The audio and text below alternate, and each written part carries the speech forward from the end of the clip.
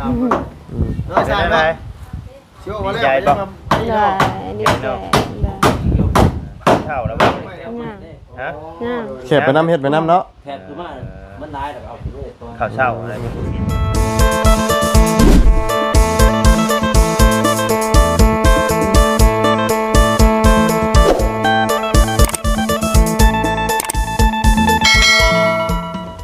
พี่น้องเลย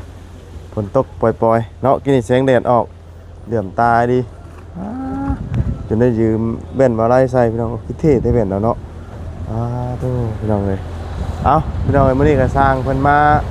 ดำเนินการเนาะเพราะว่าวานก็ไปขึ้นทางขึ้นศาลแล้วก็น่าจะไปเราไม่บ่หรือว่าทั้งอีกผู้นึงเนาะเราไม่อยู่บ่ตอนนี้เพิ่นก็กำลังปลูกแป้นเนาะงัดใส่อยู่พี่น้องเอ้ยสบายดีเด้อเนาะพบเจอกันมื้อนี้ก็ฝนฟ้ากำลังลงเนาะปล่อยๆพี่น้องเอ้ยหันใจบ่ออกเนาะมันจะเป็นอย่างพี่น้องเอ้ยเพราะว่ารู้สึกว่ามันมัดสองขาเลยเนาะนี่ใส่ต่ำอยู่เนาะเอาก็ถือว่ามากัน2คนมื้อนี้เนาะโอ้ขึ้นก่อนเอามาเบิ่งเทิงๆก่อนพี่น้องเป็นจังไดนี่ไรมื้อนี้เนาะสิไปเลี้ยงงัวได้บ่เดี๋ยวไหนเพิ่นมายังกันน่ะฮะญาติเฮามาเด้ไผสาวกระโปรงเฮียนบ่ญาติเฮามาญาติจะบ่น่ะญาติทั้งพ่อทั้งแม่บ้านได้เพิ่นสิมาชื่องัวญาติว่าเพิ่นมาซื้องัวอีกแล้วเห็นอย่างมึงวนเวียนอยู่ของงัวเนาะสิขายงัวบ่บ่เพิ่นมาเบิ่งงัวซื่อโดยเบิ่งงัวซื่อน่ะกะสบายป้าขึ้นเบิ่งเทิงนี่บ่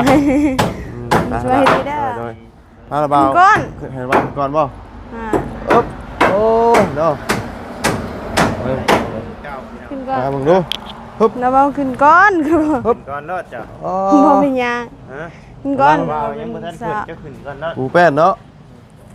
เดี๋ยวเราบ่าวตามขึ้นไปอย่าว่าเด้จึงได้กระตกข่อยขึ้นมาลาขึ้นมาพี่มาเฮือนใหม่ก่อนนี่ย่างตกข่อยฮะทางออกทางใส่ยังก็ทางออกทางใช้ทางออกนี่เด้ทางออกนี่ทางออกเป็นอยู่พุ่นเป็นอยู่นี่ทางออกอยู่นี่นี่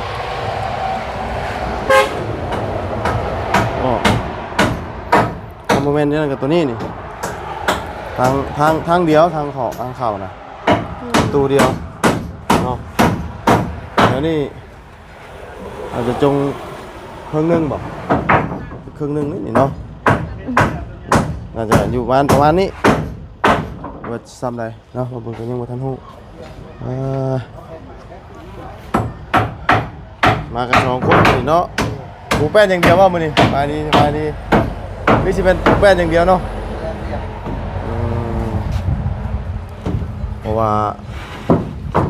แคบคางมันแล้วก็ปูแป้นแล้วก็จังสิ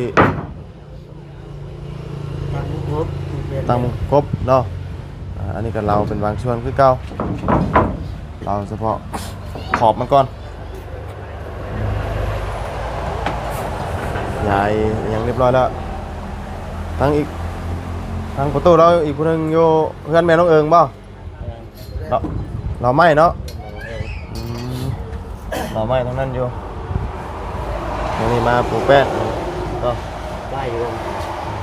ใกล้ไปอยู่บ่สุดเริ่มแล้วพี่น้องเริ่มปลูกแป้งปลูกยังแล้วเนาะปลูกแป้งแล้วก็สิเริ่มย้ายเส้นตั้งมุงกบอันว่ามุงกบตัวนี้ตั้งทางไหนตัวนี้นะตั้งนี่บ่ตั้งนี่เลยฮะ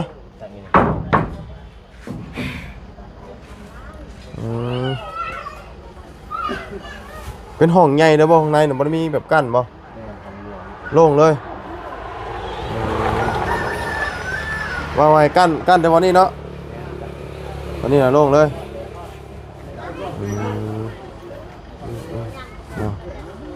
ตัวนี้เอ็มเขาใช้แต่ตัวนี้นะเขาเอ็มหมดเลยป่ะเอ็มจำเสาเนาะตัวนี้คือเอ็มจำเสา เอ็มจำเสามานี่เนาะนี่เป็นลูกติงนี่คือลูกติงมานี่เนาะเพราะว่าตอนนั้นจะเป็นห้องหนึงเนาะนี่ลูกติงประมาณนี้พอดีประมาณนี้เนาะ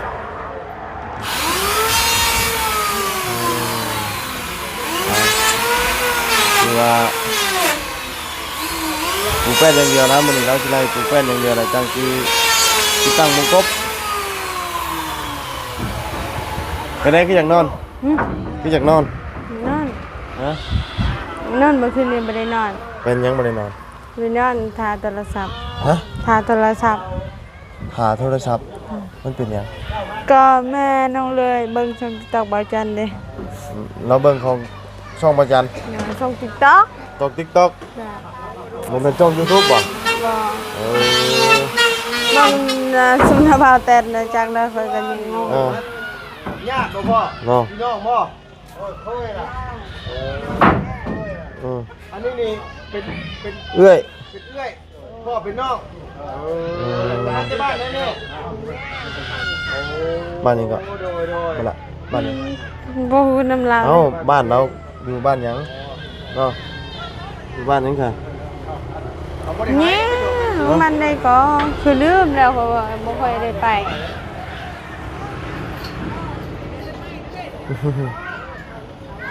อืมเนาะแต่ แพ้รับนะจ๊ะจะให้หยอกกันลูกหลานจะหยอกกัน ก็เบิ่งน้ำกันว่าสิเร็วมื้อใดเนาะ คุณเอาสีว่าคือนกปูนาที่นี่เนาะอะไรเนาะ โอ้สีงามเลยเนาะ ปูนา เจ้าเลือกเองว่าสีนี่เลือกเองว่า ไว้เด้อ มั่นใจ มันใจแหละ ฮะ มันใจ เลือกเองเลย เด้อเลือกเอง เจ้าคือว่าสีนี้ เอาคือฮู้สินี่ สีนี่พวกได้เพื่อเราเองนะเราอ่ะ ฮะ คือเอ้ยคอยบ่แม่นอัน เพื่อ นั้น ความ น่ะ ฝันของเอื้อยเรา เอ้าคือว่าเลือกเพื่อความฝันคนเอ้ย ลูกเอ้ยแล้วเนาะเอ้ยขึ้นเรือนบ่ได้เด้ หึเอ้ยขึ้นเพื่อนบ่ได้แล้วก็คือเลือกเพื่อเอ้ยกันนี่นะฮะ แล้วคือเอ้ยเพราะว่าเอ้ยเบิ่งข้างนอกมันอาจจะเป็นผมฟันคือเอ้ยจะเป็นจริงเด้ต้องเบิ่งก็ได้ข้างใน บ่ มันขึ้นเรือนบ่ได้ ความฝันของเอ้ยเป็นจริงย้อนมันว่าเลือกสีงามๆให้เราบ่ ก็เราจะได้สบายใจเด้สิ่งที่ตอนนั้นเพิ่นยังเป็นสาวเพิ่นยังน้อย มื้อนี้มี ๆว่าถ้าเฮือนคอยแบบนี้คือสิดีแล้วก็ว่าใส่คอยเจ้าบ่มีปัญญาดอกเพิ่นว่าคือว่าถ้าคอยมีคอยตายซะ มันว่าแต่ก่อนน่ะยังวินกลางทางสาว เราโทรมาอยู่บ่เอ้ยเจ้าน่ะ บ่ หือ บ่ได้โทรมาเลย มันไปโทรเทื่อบ่ มาสองคนนี่เนาะ เนาะมาอย่าเราโทรมาเลยมาเมื่อคืนเทือนเราจะได้มาอยู่บ่เมื่อคืนเทือนนี่ บ่ได้มา ฮะ บ่ได้มา ได้สักกบข้างหลังก่อนนี่ กระสูตรเก่าหั่นแล้ว เราเนาะ ทุกหลังนะเราเช็ดแบบนี้เลยมันก็งามเช็ดแบบนี้นะ โอ้แพ้นี่ก็เราสลับ สลับ นั่นนี่เนาะ แมนงามสลับ โอเค ทำบริโตอฟังเดียวเด้ แม่น ต่อฟังเดียวมันคิดได้ สร้างบางคนมันต่อพังเดียวเลยที่ได้ แมนต่อฟังเดียวมันเลี้ยงเป็นนั่นเลยเด้เอาเออ ต่อสลับคือว่ามันง่าย แมนอันนี้เลือกสีเพื่อนสีซ่านนี่เป็นความฝันของเอื้อยเนาะเอื้อยบ่มีเลยเลือกสีนี้ ญาติเอื้อยมาเนี่ยเอื้อยขึ้นบ่ได้ อืมอ้าวเอ้ยขึ้นบ่ได้ก็นั่งแนมมึงซื่อติเดินหลังไม้ก็ขึ้นบ่ได้คือเก่าบ่บ่เอาเฮาก็กินหมูกินไก่มื้อขึ้นนั่นเด้จ้ำมื้อขึ้นนั่นเด้บ่ได้บ่ฮะ จำได้เลย เอ้าจ้ำแบบว่ามื้อขึ้นเฮือนขึ้นซ่านนี่นะ บ่ได้มันเป็นหินห่อ เพิ่นเอาผัวเพิ่นยังบ่ได้แต่งบ่ บ่ อ๋อถ้าสมมุติว่าแต่งนี่ขึ้นได้บ่ บ่ รู้สึกว่าเมื่อยๆแล้วหาบ่นั่งก่อนมื้อนี้คือมันใจบ่เต็มท้องใช่บ่ มานั่งก่อนละมานั่งเข้ามา นี่นั่งนี่โอ้มานะนั่งลงมืดบ่นี่ อ๋อเล็กน้อยเพิ่นโอ้เพิ่นมาซื้อกล้วยบ่รถคันนี่ โอ้เป็นคือกล้วยใช้เจ้าของที่ เจ้าของที่บ่ เออเจ้าของดินแถวนี้บริเวณนี้เนาะแม่นบ่ แม่นบ่น้องล่ะ อืม เจ้าของดินบ่นี่ อืม อันรถคัน เจ้าของเนาะ ก็ โอ้ไอ้ชงแดงไปเถอะผมชงไปเลยโอ้ครับของไฟเด้นี่โอ้เราคำดีป่ะอ๋อสงสัย เรา พอ ใส่ชงแรงแล้วมาเหมือน โอ้ใช่ชงแดงเฮงเลยเนาะเนาะเอาเราขนกล้วยไปขายป่ะชาน่ะ กล้วยไปขาย เราตัดให้วางขายงั้นเนาะให้ประตูนี่ดูเล่ไปจ้ะอ๋อ นี่แหละสวนเพิ่น คนใหญ่ๆนี่ป่ะ น่ะ ได้สิฮอดบ่อันฮอเข่า ใช่เลยได้ ใกล้แล้วบ่ มหาเศรษฐีได้หรือมีดินเท่านี้นะเนาะมันเป็นกระจอกได้พี่น้องเลยมีดินแถวนี้นี่ดินแคมทาง ดินระเบิดบ่ จักแล้วเฮาบ่ ดินแล้วบ่ ฮะ ตัวอะไรบ่แม่นดินเบิดดินตัวนี้เนี่ย ใช้ดินเจ้าอยู่หม่องไหนอ๋อนี่บ่แม่นบ่ ซึ่งกล้วย เนาะโอ้ได้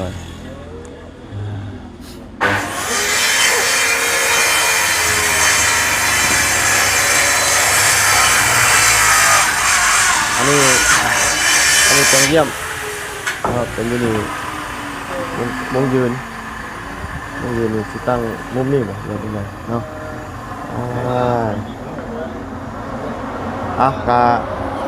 หลังจากนี้แล้วมันก็สิจะใช้เส้นนี้มันไหลนี้เนาะโอ้คอนที่ตุน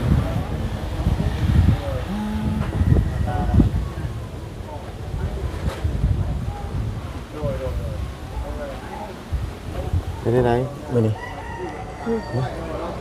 เป็นซิ่ง บ่เป็นหยัง มีแนวบ่มีแนวบ่ บ่มีเนี่ย ฮะ บ่มี มีหยังบ่มื้อนี้ น่ะ อ๋อเบิ่งตั้งก่อนเนาะบ่ได้ถามน้องลังก่อนปึ๊บ แต่ เป็นยังไง ว้าโตไอ้คือตุ้ยแท้ ตุ้ยบ่ตุ้ยแห้งบ่ฮะมันเป็นยังไงเป็นแบบอึ้งลึงบ่ ก็ ตุ้ยแห้งบ่กินหลายเนาะ คือว่าแล้วเมื่อคืนนี้ก็ได้เบิ่งช่องTikTok ฮะ TikTok มึง TikTok บ่อะไร เด้อช่องTikTok ช่องจังเบิ่งมาเลย ระบ่าวมีระบ่าวมีนะ ดอกบ้าวน่ะเป็นอะไร ก็เป็นได้บ่ได้นอน บ่ได้นอนนอนเบิ่ง หัว ง่วง จ้ะกับแม่หูยอง เบิ่ง TikTok บ่แม่นนะ TikTok นี่สิมีว่าบ่มีเลย มีต้องเมียนำบ่าว ตัวไหน TikTok ต้องเมียนำบ่าว ของเมีย อ่า TikTok ระบ่าวบ่ได้ค่อยเล่นนะ TikTok เมียนำบ่าวเขาบอกว่า ฮะ เพิ่นอัดระบ่าวเด้ ของเมียบ่ ก็ เห็นบ่ เห็น แบบไหนน่ะ ไปดูนำจะนำบ่าว YouTube บ่ได้เบิ่งบ่บ่ได้ ก็ เบิ่ง YouTube ก็มัวแต่เบิ่งเด้มัวแต่เบิ่ง TikTok เบิ่ง TikTok ส่งตักซุมนำบ่าว เลยเนาะเอาก็คือสีไม้ชะลานี่เลือกเพื่อเอื้อยมาเห็นแต่งามแบบว่านั่นสิเด้ เลยเป็นบาตั้งแต่น้อยอยู่แล้วเพราะว่าสิเลิกอยู่นี่แต่ว่าผมว่าสามารถทำเฮ็ดได้นะสามารถเฮ็ดได้ เลยอ่า แล้วบ่ปูมันนี่บ่แล้วแล้วเนาะ วันนี้เพิ่นมาปูแป้นให้มื้อนี้เจ้าก็สิได้ขึ้นมานั่งมาเล่นได้บัดนี้นะ เอามงแล้ว สิขึ้นมานอนบ่ได้ขึ้นมาเล่น นอนก็นอนได้ทั้งนี้เพิ่นบ่ค่อยถือหรอกเนาะแต่อยู่บ้านนี่สมัยแต่ก่อนก็ถือแต่เดี๋ยวนี้มันก็อยากละรวมในอยู่บ้านกันนี่แต่ก่อนตะกี้นี่เพิ่นบ่ให้นอนได้เจ้าของเพื่อน เป็นยัง ต้องให้นอนก่อนเด้ เขาบ่ได้นอนริมซื่อ จะนอนเล่นอยู่แหละเจ้าของเพื่อนนี่นอนบ่ได้เราต้องได้ขึ้นก่อนแต่ว่านอนบ่ได้เลยสินอนเล่นนอนหยังก็นอนบ่ได้พุ่นว่า นั่งแบบนี้ก็บ่ได้ นั่งน่ะได้บ่พื้นนอนนี่นะเฮานอนเล่นก็ตามแต่เฮานอนบ่ได้ แต่ว่านอนก็บ่ได้ บ่ได้ผมบ่ให้นอนเนาะคือต้องขึ้นก่อนต้องขึ้นเงินก่อนลมมาเลยพี่น้องเอ้ย คือแบบ ตันดัง เป็นหยังน่ะบ่ก็บ่ได้ลิน TikTok เคยก็บ่มักคือกัน โทรศัพท์ระบาดมันบ่งามมันห่างมันเพบ่ได้2-3เครื่องกันนี่น่ะระบาดก็เลยบ่อยากเล่นหยังเนาะตายบ่ได้พี่น้องโทรศัพท์ก็ได้ แต่ว่าเมียแล้วว่ามั่งเนาะมั่ง ขนาดหาซื้อเคสมันใส่ก็ยังบ่มีนี่จักรุ่นมันเก่าซำใดสองอันนี่เนาะ ก็รุ่นเดียวกันเด้ นั่นแหละมันเก่าแล้วมันจนบ่มีอันแนวเปลี่ยนอิหยังก็ได้ มีว่าอยากลินซื้อๆก็เบิ่งหมด2ซุมนะบ่าวมีแต่คนลิน บ่าวอยากได้โทรศัพท์ นี่แหละเขามักแต่ฮูก ฮะ บ่าวนี่เคยบ่เคยเบิ่งปานใดแม่น้องเอ้ยมักเบิ่งโทรศัพท์ข่อยแล้วข่อยก็หายก็บ่ได้ผู้มักซองก็คือคลิปบ่จัน ฮะนี่ก็ แม่น้องฮูยองเลย เรามักเบิ่งของบ่จัน เลยซองบ่จัน เออ ข่อยบ่มักข่อยอยากหาย เออ ก็บ่มักเบิ่ง โทรศัพท์เรามีบ่ซั่น ก็บ่ได้พอเด้สองจากนี้เด้ บ่แล้วโทรศัพท์ของเราบ่มีบ่ มี เราคือบ่เบิ่งอ่ะ เบิ่งแต่ว่าเพิ่นเห็นว่าโทรศัพท์ข่อยมีซองบ่จันนำแต่เพิ่นก็อยากเบิ่งอะบัดนี้เพิ่นเบิ่งแบบ ต้องอยู่บ่โอ้ยอุตส่าห์เอารถเข้าไปทิ่มล่างพี่น้องเอ้ยเนาะเพราะว่ามันขี้ตมติดตีมันเล่นจนสิบ่ได้นักกิ้งกลุ่มจักสิล่างแล้วจักโมงเนาะจักเพิ่นสิคิดเท่าไหร่ขี้ตมมันหลายเพิ่นว่าเนาะ เคยมีอย่างเปียกก็อยู่ในรถ ก็มีอยู่นะถุงข่อยนะเนาะปะถุงไว้ในรถเดี๋ยวสิบ่แห้งปานใดติเนาะ ตกแชดไปแชดมาแล้วมื้อนี้ก็ลังๆช่วงนี้ก็บ่ได้ไปหาหน่อไม้ ว่าเลยไปเล่นกับญาติข่อย ฮะ เคยเล่นกับญาติข่อย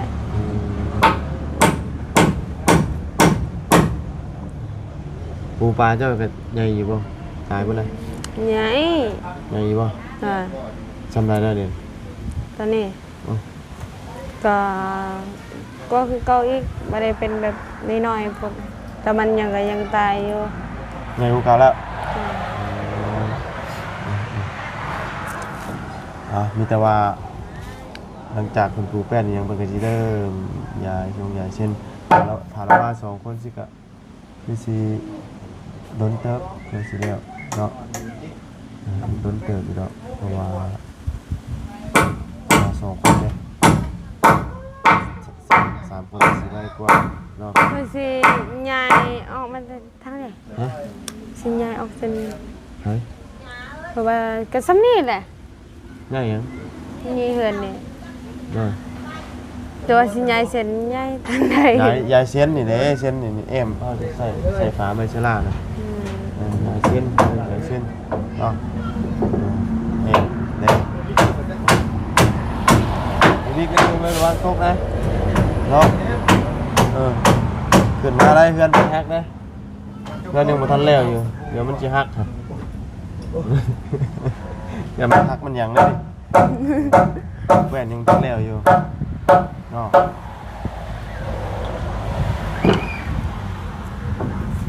พักเราเห็ดนะเราเข็บข่างข้างในวะแล้วก็ดันเขาเนาะเพราะว่ามันจะได้ซ้ำกันเนาะเราดันเข่าจนว่าเจ็บครับนะผมเจ็บนะ เปียกจนมิดจำคักเป็นยัง มาสองคนมานี่ มาสองคน พูดลงไปทางไหน ที่ว่าจะได้เอาคน เราไม่เนาะเนาะ เป็นไปน้องเอิงบอก แต่ว่าทั้งนั้นน่ะมีแต่เราไม่ปะไว้ก่อนซื่อๆติให้มาเก็บทั้งนี้แล้วก่อนบัดนี้เนาะเพราะว่าทั้งนี้อะไรมันมาครบบ่ได้เด้อ่า ทางนี้พร้อมก็ได้ให้ มันจังบ่ได้อันว่าแล่นไปแล่นมาแต่ว่า คนมีแล้วเนาะ ก็จะละลบตรงนี้เนาะ เสร็จชาติไปเลยเนาะ บ้าข่อยหาก็ได้กินปลาคอใหญ่ทีเดียวนึง ฮะว่ามันสิตกอีกอยู่ช่วงเข้าเอากำลังสีนั่นนะบัดปลาใหญ่ลงแล้วบัดตรงนี้ยังมีปลาน้อยๆอยู่ลง นี่อยู่บ่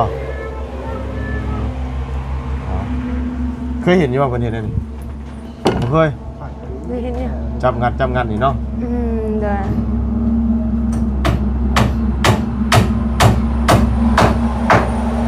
มันสิดันเข้าไปแล้วกันตอกให้มันเจ็บเหมือนมีปองเลย แต่ว่าขนาดเฮ็ดเจ็บมันเจ็บมันยังงะนะคิดเบิ่งถ้าว่าบ่เฮ็ดเจ็บปานนี้น่ะจักสิงะซิ่งใดเพราะมันว่ามันไม่มันอันว่าเปียกมาแล้วมันก็ห่างเห็นบ่เฮือนอันว่าสาป๊อปปี้เพิ่นน่ะห่างให้มันเหี่ยวเด้อันนี้มันถึกฝนซื่อ พอแล้ว เห็นแม่เฮายองซินี่นะ เอ้ย คะ เห็นแม่หัวยองชำนี้บ่ ได้ โอ้ นี่ เออ เดี่ยวแล้วปลาดีกว่า ห่างแบบนี้เลย กันเบาไล่หันสมัยที่ยังน้อยบ่อยลงข้างล่าง โอ้ก่อนแล้วเห็นเจ้า โอ้ยอยู่เฮือนก็คนเข้าข่อยสิว่าสังคมห่างนี่กว่านี้อีก โดน เออ ไม่เป็นจะไม่เป็นหนาใหญ่เลย โอ้ย แต่บุลมข่อยยังเฮ็ดแล้ววะ เออเนาะ เนี่ยเจ้าต้องได้ข่อยเฮ็ด เร่งมื้อนี้ ดง แล้วเนาะมื้อนี้แล้วเนาะบ่แล้วก็จักหน้อยหรอกอ่ะ ติดตาม อืม น้อยชายไหมเชื่อว่าแล้วไปยัง ได้ดีใจได้ เท่าแล้วบ่ ง่าย ฮะ ง่าย แคบไปน้ำเฮ็ดไปน้ำเนาะ แผนคือว่ามันร้ายแต่เอาไปด้วยตัว ข้าวเช้าอะไรยังบ่กินบ่ ยัง แคบไปน้ำไปน้ำ ปลาลงไปเอาน้ำระบาย เพราะว่าบางเจ้าก็บ่ได้แคบเลยดันเขาอย่างเดียวอืมแบบขี้ข้านเด้มันบ่มาเด้บ่ได้ก็แหกข้างเอาบ่เลยมันบ่ได้ก็